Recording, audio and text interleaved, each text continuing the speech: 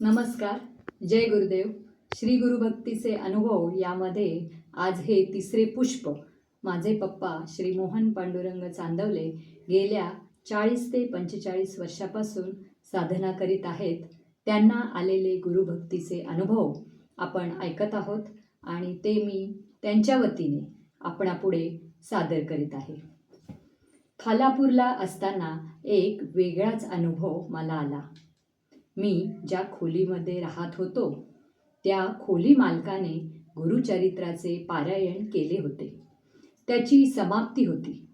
त्यांनी मला काही खास आमंत्रण दिले नव्हते, त्यामुळे मीही जाण्याचे टाळले होते. परंतु जशी आरती सुरू झाली तसे मला खोलीमध्ये थोडा शारीरिक कंप सुटू लागला आणि मी आवरण्याचा प्रयत्न करीत असतानाच नकळत मी पळत आरतीमध्ये जाऊन सामील झालो. डोळे मिटवून थरथरतच उभा राहिलो.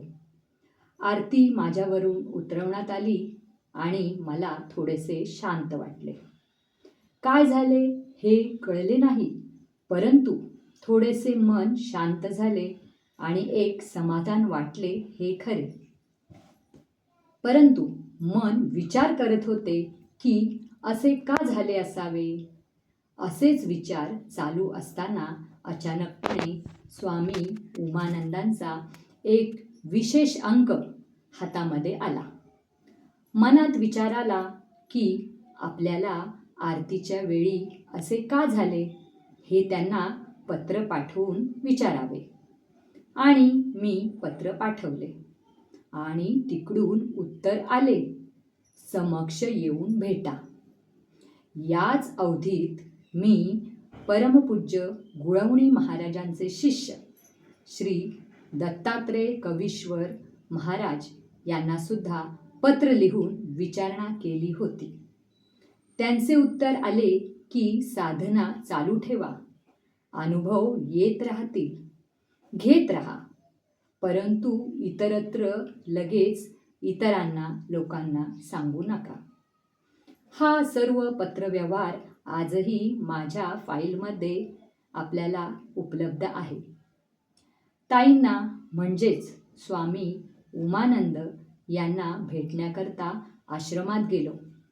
साधकांची ही गर्दी होती. सर्वप्रथम मुक्तानंद स्वामींच्या मूर्तीचे दर्शन घेतले. ताईंच्या समोर गेलो. त्यांच्या तेजस्वी चेहऱ्याकडे पाहताना मन प्रसन्नतेने भारावून गेले. त्यांनी सांगितले की तुमचा अनुभव सर्व साधकांच्या समोर कथन करा. मी भारावून गेलो. शरीराला कंप फुटला. डोळ्यातून अश्रू वाहू लागले.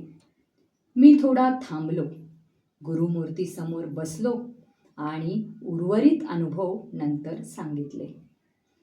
ताई लगेच सर्व साधकांसमोर म्हणाल्या, छान, अशी तयारी पाहिजे.